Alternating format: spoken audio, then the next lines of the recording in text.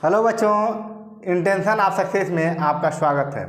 आज हम लोग प्रैक्टिस करेंगे, जितना पढ़े हैं हम लोग संधि, समास, वर्णमाला वगैरह वगैरह जो भी पढ़े हैं उसका हम लोग आज बेहतरीन तरीके से प्रैक्टिस करेंगे। क्वेश्चन दिए गए हैं, ईमानदारी से करिएगा और ईमानदारी से करके बताइएगा आप कितने में से कितना कर लिए हैं। यानी 16 क्वेश्चन दिए गए हैं, 16 क्वेश्चन में से आप कितना कर लिए हैं। तो बेहतर तरीके से पढ़ें और उसका जवाब बहुत शानदार तरीके से आप लोग देंगे।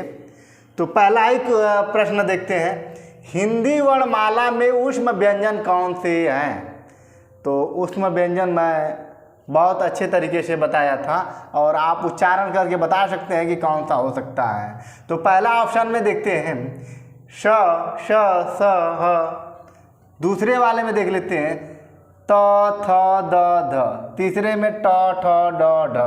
अब बताइए ये कौन सा हो गया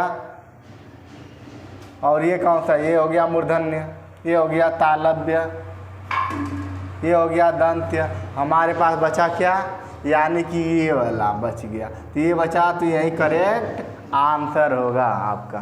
ठीक है, पहला आपका आंसर क्या होगा, ए। दूसरे में देख लीजिए कि निम्न में से अल्प प्राण वर्ण कौन से हैं। मैं अल्प प्राण और महाप्राण के बारे में बहुत अच्छे तरीके से आप लोगों को समझाया था। अल्प प्राण में मतलब हर वर्ग का पहला, तीसरा और पांचवा आता है। तो पांचवा वर्ण आता है तो इसमें देख लीजिए पहला और तीसरा, ये तो होगा नहीं।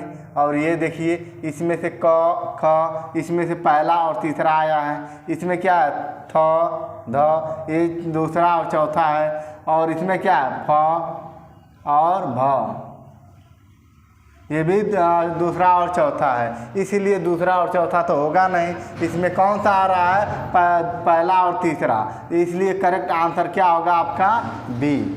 आप लोग बेहतर तरीके से समझ रहे होंगे। ठीक है, तीसरे प्रश्न पे चलते हैं। अल्प विराम चिन्ह को पहचानिए। देखिए अल्प विराम चिन्ह को पहचानना है आपका। ये चिन्ह होगा या ये चिन्ह होगा या ये चिन्ह होगा या ये चिन्ह होगा। सबका नाम आप लोगों को पता है, अल्प विराम, अर्ध विराम, इन्वर्टेड कामा और डबल इन्वर्टेड कामा। ठीक है, तो इसमें क्या होगा, अल्प विराम की बात कर रहा है, इसलिए अल्प विराम में आपका ए करेक्ट ऑप्शन सही है। अब देख लीजिए, जब हम लोग टॉपिक लिखते हैं, यानी क्वेश्चन नंबर 4 पे देखते हैं, समाप्ति सूचक चिन्ह किस की पहचान करें। समाप्ति सूचक, जब हम लोग पहला कुछ लिखते हैं और फिर जब हमारा टॉपिक समाप्त हो जाता है तब हम लोग क्या लिखते हैं, क्या कौन सा सिंबल से दर्शाते हैं। देखिए इस सिंबल द्वारा, प्रतीक द्वारा या इसको लाघव द्वारा, ये तो छूटने पर होता, ये डिवीजन का इसका कोई मतलब नहीं, इनमें से कोई नहीं। तो आपको ये इसका कोई मतलब नहीं, ये भी नहीं, और ये जब कोई छूट जाता है शब्दों में तो उसको ऊपर दर्शाने के लिए किया जाता है। इसलिए हमारा समाप्ति सूचक चिन्ह के लिए इसका प्रयोग करते हैं, इन दोनों में से। इसलिए करेक्ट ऑप्शन आपका क्या होगा, ए। पांचवा एकदम शानदार प्रश्न है कि कवि का स्त्रीलिंग क्या होगा। ध्यान से समझिएगा, कवि का स्त्रीलिंग एकदम सेम आपको दिखेगा, बारीकी से एकदम देखिएगा क्या होगा। कवित्री, कवित्री, कवित्री, कवियत्री, इन चारों में थोड़ा सा डिफरेंस है। क्या होगा, थोड़ा सा। और हमारा ऑप्शन है, सभी लोग देंगे, हमें देखते हैं क्या कौन कौन क्या बता रहे हैं। फिर भी देखिए इसका आंसर क्या है, बी। यही का आंसर एकदम करेक्ट है, कवियत्री। कभी भी आप ई वाले मात्रा पे मत जाइएगा। कुछ लोग तो इसी को लगा लेते हैं, तो ये होगा भी नहीं और ये भी नहीं होगा। कुछ लोग लगा लेते हैं तो ये भी नहीं होगा। इसलिए हमारा करेक्ट ऑप्शन क्या होता है, यानी बी। सदैव शब्द में कौन सी संधि है। आप लोग एकदम ध्यान से समझिएगा, और समझाए भी थे खूब बेहतर तरीके से। आप डबल चोटी की मैंने बात किया था, किस में आता है, कौन सी संधि में आता है। डबल चोटी जिसमें आ गया उसको समझ जाइए कि कौन सी संधि की बात हो रही है, यानी कि वृद्धि संधि की बात हो रही है। अगर वृद्धि संधि दिखाई देता है तो एकदम सीधे सीधे एकदम उस पर लगा लीजिए। करेक्ट ऑप्शन कौन सा होगा आपका, सी। व्यंजन संधि होगा नहीं, यण संधि होगा नहीं, गुण संधि में एक चोटी की बात होती है, ठीक है। तो आपका आंसर क्या है? सी। वाक्जाल का संधि विच्छेद होगा, एकदम पूरे एकदम बताइएगा देख करके कौन सा होगा। वाक्जाल का संधि विच्छेद क्या होगा? वाक धन जाल, वाग धन जाल, वाग धन जाल, वाग धन जाल। तो मैंने व्यंजन संधि में बताया था कि वाग धन जाल क्या होता है।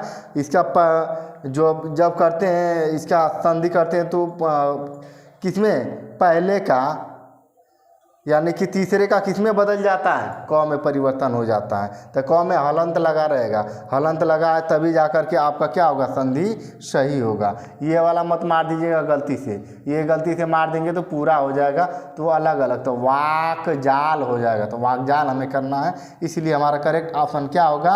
ए हो जाएगा। अब देखिए इति धन आदि, इति धन आदि में कौन सी संधि है? इत्यादि। क्या होगा? ईधन यादि इत्यादि। इत्यादि में कौन सी संधि? यण संधि, दीर्घ संधि, गुण संधि, अयादि संधि। हमारा कौन सी संधि होगी? यण संधि होगा, ठीक है। मनोहर में कौन सी संधि है? ध्यान से देखिएगा, मनोहर में, तो मनोहर मना धन हर, क्या होगा? मना धन हर। तो स्वर संधि तो है नहीं। देखिए मना धन लिखेंगे तो आप देख करके पहचान जाएंगे कि क्या हो जाएगा? मना धन हर बराबर क्या होगा? मनोहर। तो मनोहर यानी कि कौन सी संधि हो गई? विसर्ग। क्या हो जाएगा? विसर्ग। व्यंजन संधि नहीं होगा, दीर्घ भी नहीं होगा, तो इसलिए कौन सी संधि होगा?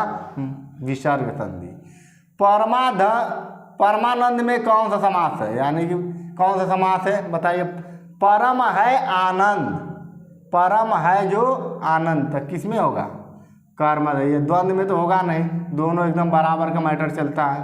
कर्मधारय देख लीजिए, कर्मधारय में एकदम विशेषण और विशेष्य की बात होती है, और अव्ययी भाव समास में आप्रतिभर यथायावत होता है। बहुब्रीहि में क्या होता है कि तीसरा कोई अर्थ निकलता है, इसलिए हमारा करेक्ट ऑप्शन क्या होगा? बी, यानी कि कर्मधारय समास।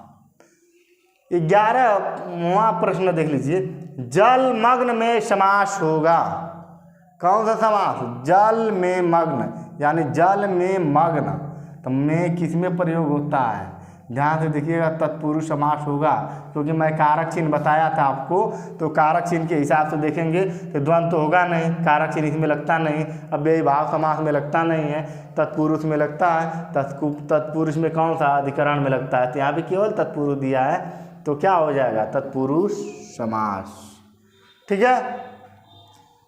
लड़की चौलड़ी पहने हैं, रेखांकित में समास है, यानी लड़की 4 लड़ियों वाला माला पहनी हुई है, तो उसमें कौन सा समास होगा? मैंने बताया था जब संख्या की बात कर रहा होगा तो उसमें आप लोग पहचान जाइए कि द्विगु समास की बात कर रहा है, तो द्विगु समास है। बहुब्रीहि समास में तीसरा अर्थ निकलता है। अव्ययी भाव समास में क्या होता है कि अनुआप्रतिभर यथायावत आ जाता है। द्वंद्व समास में दोनों बराबर ही रहते हैं, इसलिए हमारा करेक्ट ऑप्शन क्या होता है?